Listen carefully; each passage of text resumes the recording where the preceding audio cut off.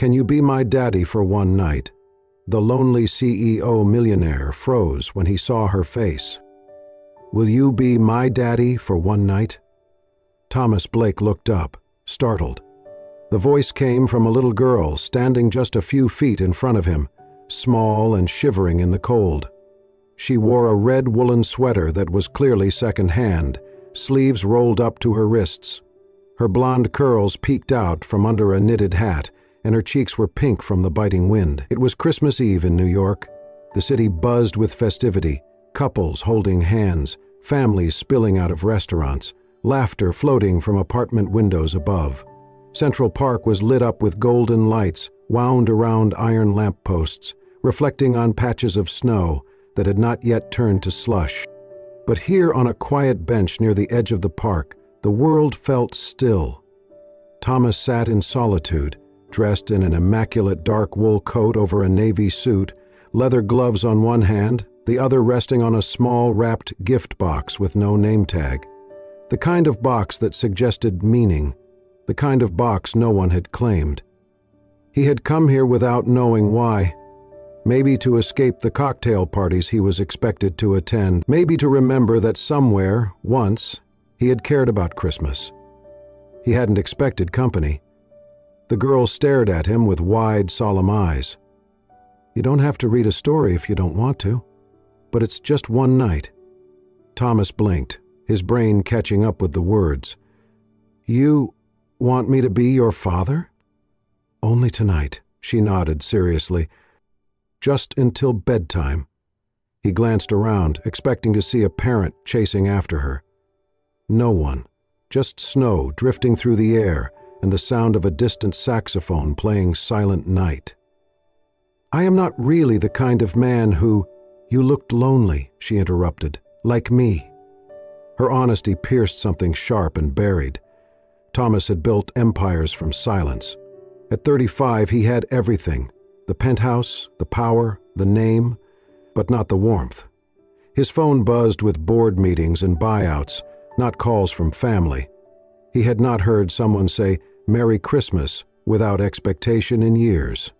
Yet this child, this little stranger in tattered boots, offered him something no one else had: a reason to stay.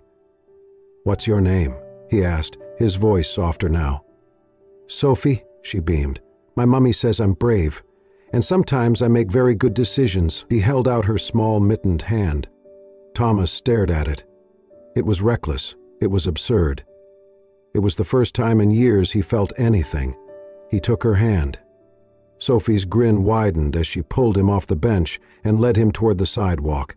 She didn't hesitate, didn't ask if he was sure, just walked confidently, like this was the most natural thing in the world, like she had done it before. "Where are we going?" he asked. "To my house. We have dinner. Well, a small one. Mommy made chicken stew." Thomas hesitated at the street corner. "Does your mom know you're inviting strangers to dinner?" "She'll be okay once she sees you. She trusts me." "That seems unlikely." Sophie just giggled and pulled him down a narrow side street, then into a smaller alley where the buildings grew older, paint chipped and windows fogged. String lights blinked unevenly on one second-floor balcony. Thomas barely had time to register the outside of the tiny house before Sophie yanked open the door and ran in. A gust of warm air, scented with rosemary and something slightly sweet, brushed his face. The sound of sizzling from the kitchen filled the air. Then, silence. She turned. Thomas stopped cold in the doorway.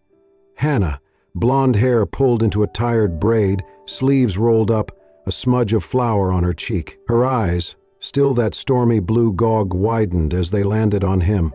A plate slipped from her hand and clattered into the sink. For a long moment neither of them spoke.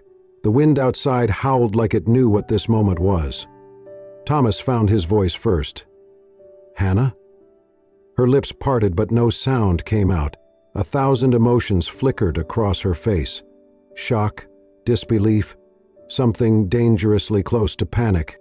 She finally whispered, "What are you doing here?" He looked down at Sophie, who was already kicking off her shoes. "She asked me to come. I didn't know." Hannah stepped forward. blocking the doorway with her body. "She's 3. She says things. You shouldn't have listened." Her voice had an edge now, sharper, colder, but underneath, Thomas heard something else. Fear. Sophie tugged at her mother's sleeve. "Mommy, he's my Christmas daddy, just for tonight, remember? You said we should be kind to lonely people." Hannah's breath caught. Her eyes flicked between her daughter and the man who had once meant everything to her. Thomas took a step back. "If it's too much, I'll go." "Yes," Hannah said immediately, almost too quickly. "I think that would be best." But Sophie threw her arms around his leg. "No," she cried, her voice trembling. "Please don't go. He said he'd stay for dinner." "You said we should share, Mommy." Hannah crouched down, trying to gently untangle Sophie's arms. "Sweetheart, sometimes adults—" "I like him," Sophie insisted, looking up at Thomas with pleading eyes. "He didn't laugh when I said I wanted a dad." Thomas's heart twisted. He looked at Hannah. She was frozen, torn between instincts.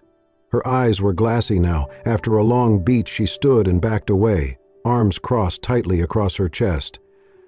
"Dinner's getting cold, Heathers," she muttered. "Stay if you must, just don't get comfortable." Thomas stepped inside quietly, closing the door behind him. He didn't speak as he took off his coat. The house was humble, small, with peeling wallpaper in the corners and scuffed wooden floors, but it was warm, lived in. A faded drawing hung crookedly on the fridge.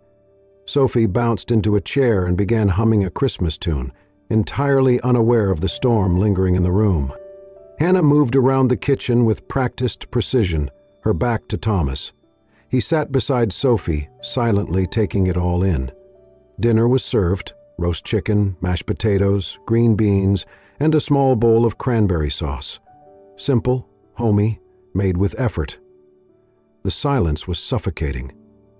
Thomas tried to focus on Sophie, who babbled about reindeer and the glittery snow globe she saw at the library. He smiled faintly, but his eyes kept drifting to Hannah, whose face remained carefully blank. Then came the moment. Sophie picked up her fork, examined her plate, and promptly scooted all the green beans to the far corner. She separated her potatoes from the chicken and chewed everything on the left side of her mouth. Thomas froze. He looked down at his own untouched green beans, his own perfectly sectioned plate, the same chewing habit right down to the side of the jaw. Something inside him shifted. He stared at Sophie for a beat too long. "She doesn't like green beans?" he asked too casually. Hannah didn't turn. "Kids are picky. She separates her food. She has her habits. Like me," he murmured under his breath, almost to himself. Then, louder, "Who's her father?" Hannah turned sharply, eyes flashing. "That is not your business." Sophie paused mid-bite, watching them both. Thomas sat back, stunned by the heat in Hannah's voice. He started, but she cut him off. "She's mine. That's all you need to know."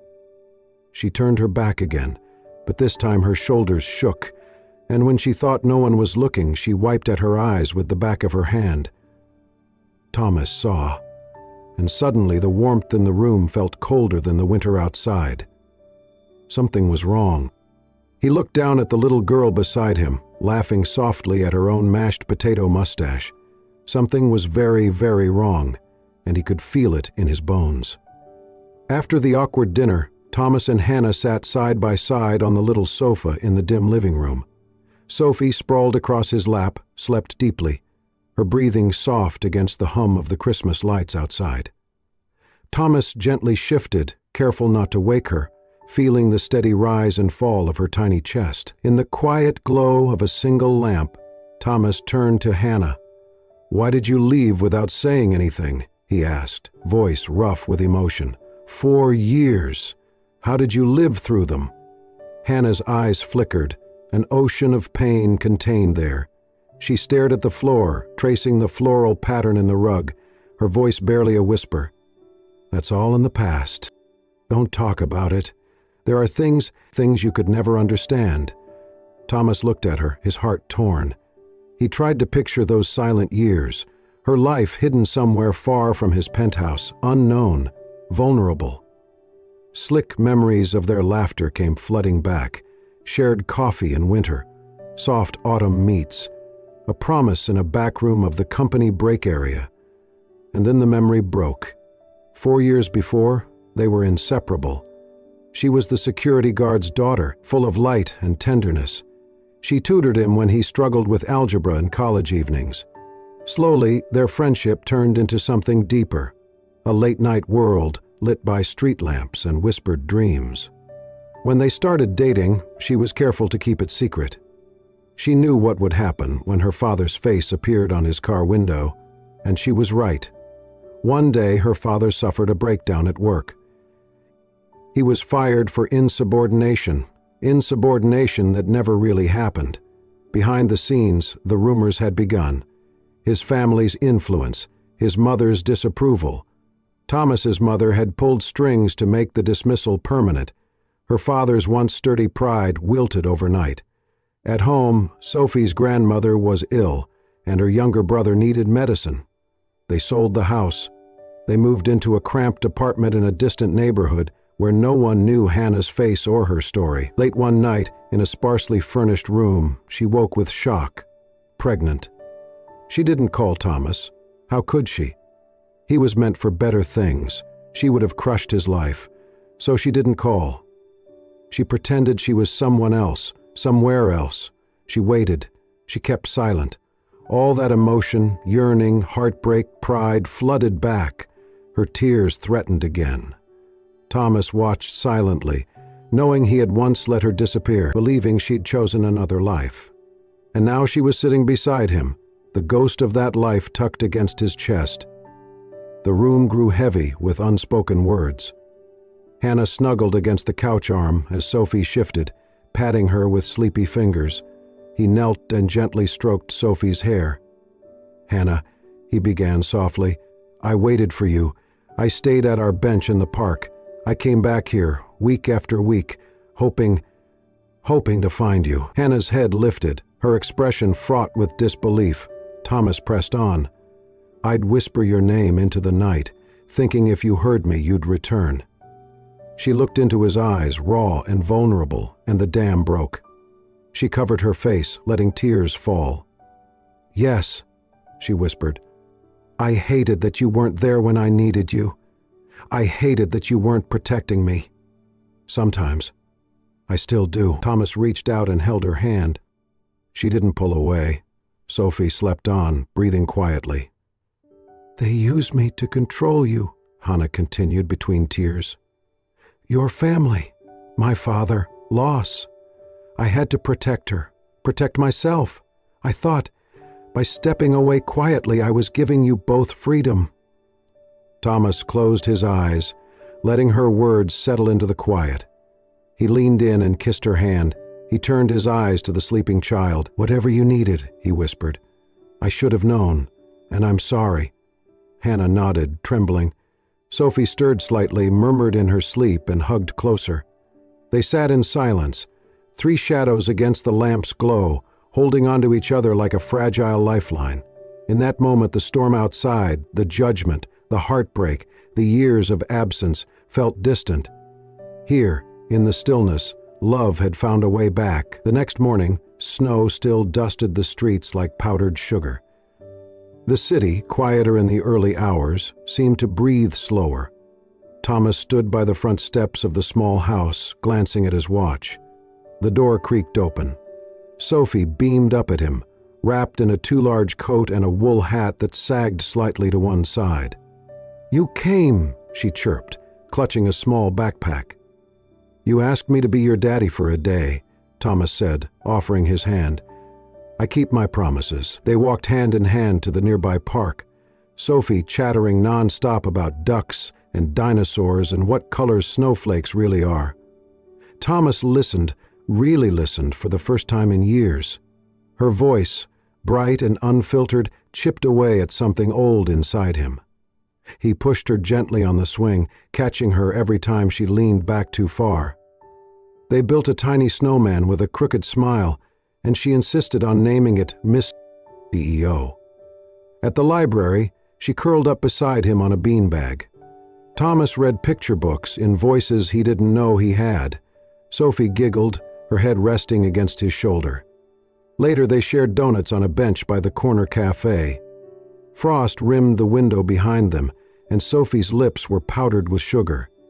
Thomas brushed it away gently with his thumb. People passed by and smiled, some even stopped to admire them.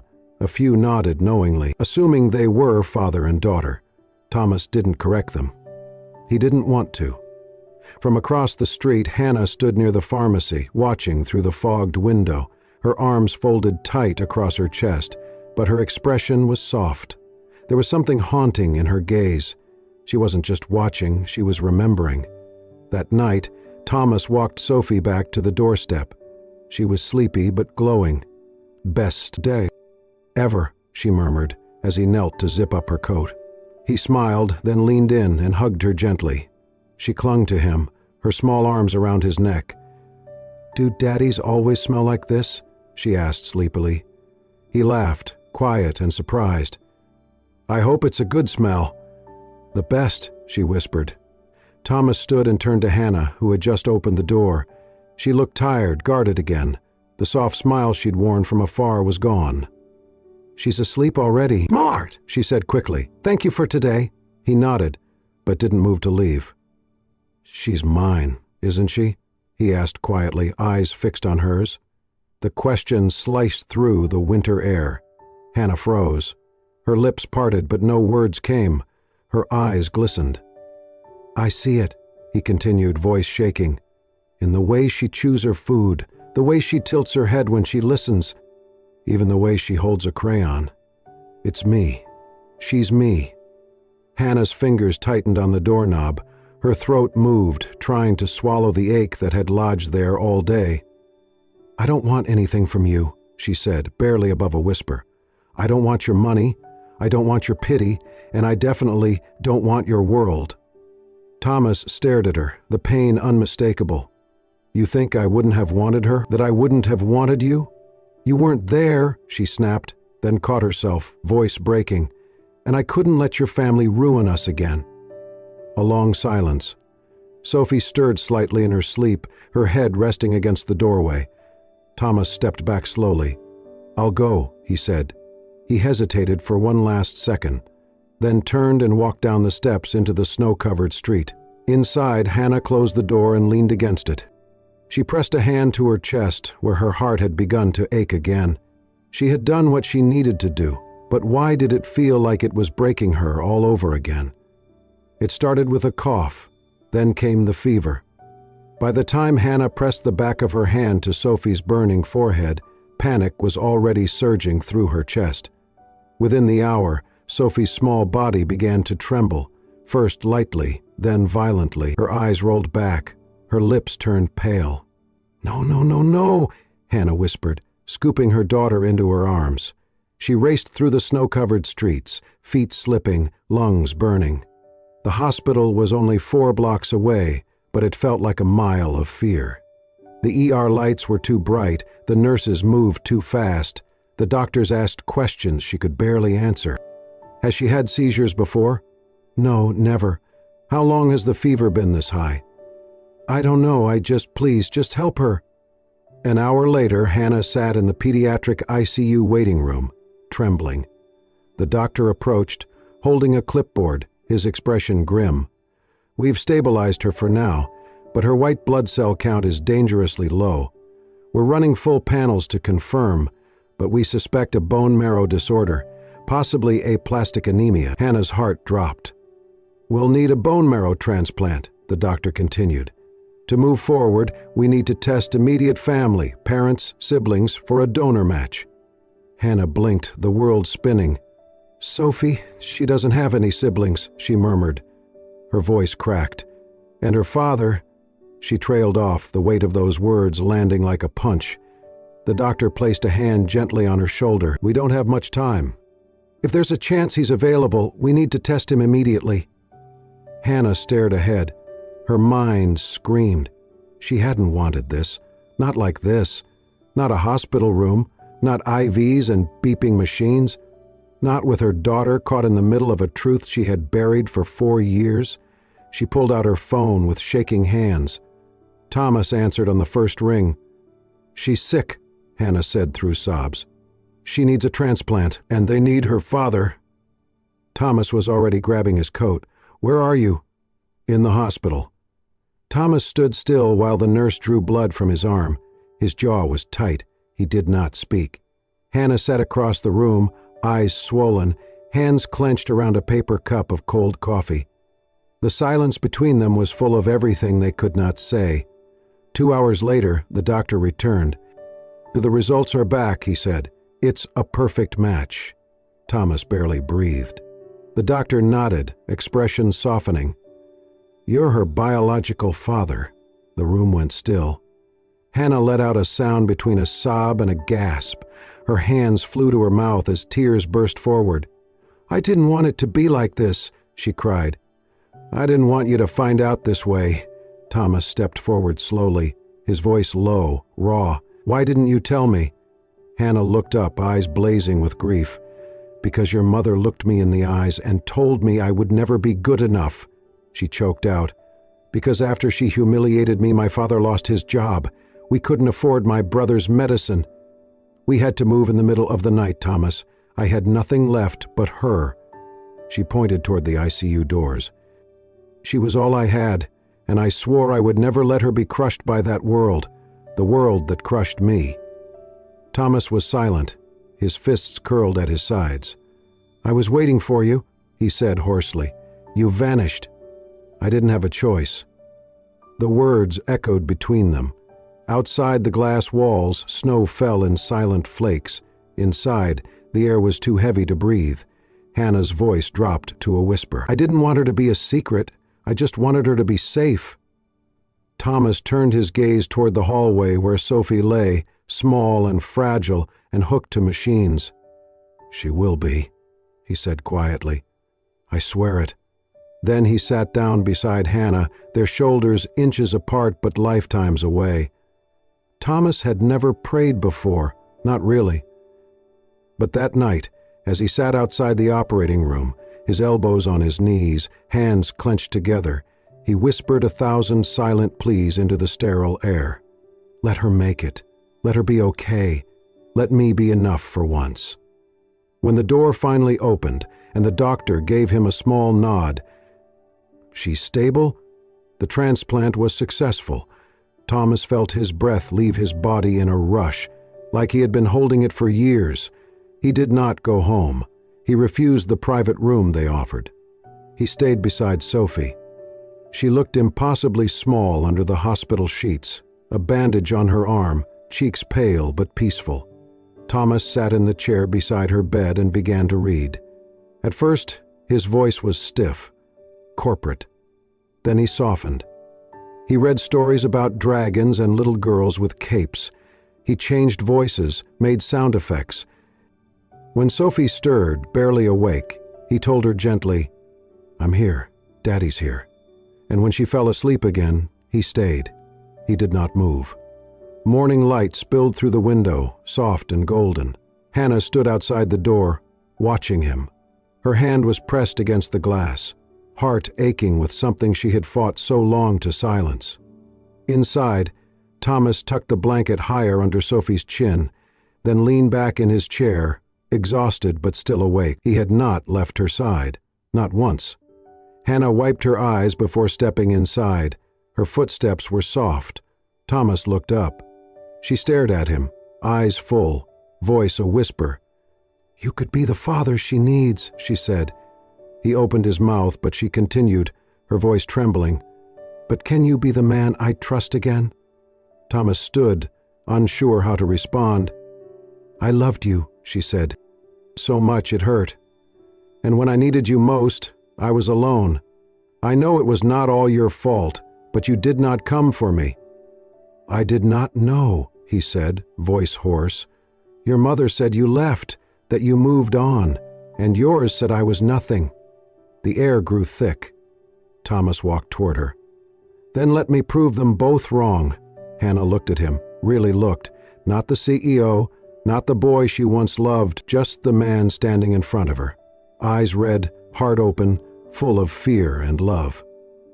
"I don't know if I can forgive you," she whispered. "I'm not asking you to," he said. "I'm asking you to let me try." Outside, the snow began to fall again. Not a storm, just a quiet blanket of white, softening the world. Inside, beside the hospital bed of the little girl who had brought them back together, something in Hannah began just slightly to melt. Thomas did not return with grand declarations. He returned with silence and action. While Sophie recovered, Thomas moved quietly through the world that had once revolved only around stock prices and quarterly gains. Now he walked through it with a different purpose. First, he found the old house, the small one with peeling paint and a leaning porch, the one Hannah had grown up in, the one they lost after her father was fired. He bought it, not as a gift, but as a return. He restored the roof, fixed the windows, repainted the door the pale yellow Hannah used to love. Then he tracked down the file of her father, John Evans, a man wrongfully let go under quiet pressure, his record tarnished simply for being the father of a girl who had fallen in love with the wrong boy. Thomas used his name, his influence, and most importantly, the truth. The letter he submitted to the Board of Trustees was simple and unsparing. "My family made a mistake," he wrote, "one that cost a good man his dignity and livelihood. It is time we set it right." 2 weeks later, John's record was cleared, officially. And then came the hardest part: his mother. They met in her apartment, a place filled with crystal chandeliers and cold silence. Thomas stood across from her, no longer the boy who had bowed to her approval, but a man who had watched his daughter sleep in a hospital bed and decided he would never be silent again. "You destroyed a family," he said plainly.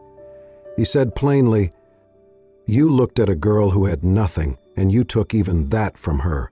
His mother's face tightened. "You do not understand what was at stake." "I do now," he interrupted, his voice firm, "and I am done letting you decide who deserves love and who does not." She stared at him, shocked.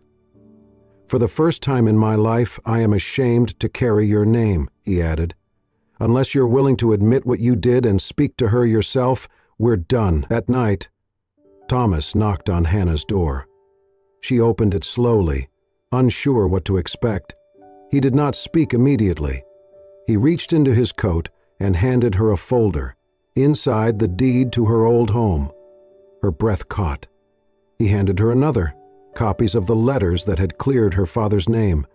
Her hands trembled as she flipped through the pages. And finally he stepped back and bowed his head, not slightly, fully. "I lost you once," he said, "and it was my fault. I let fear win. I let silence win. I do not deserve forgiveness, but I want to be the kind of man who earns the right to raise our daughter." Hannah stood frozen. For a moment she did not speak.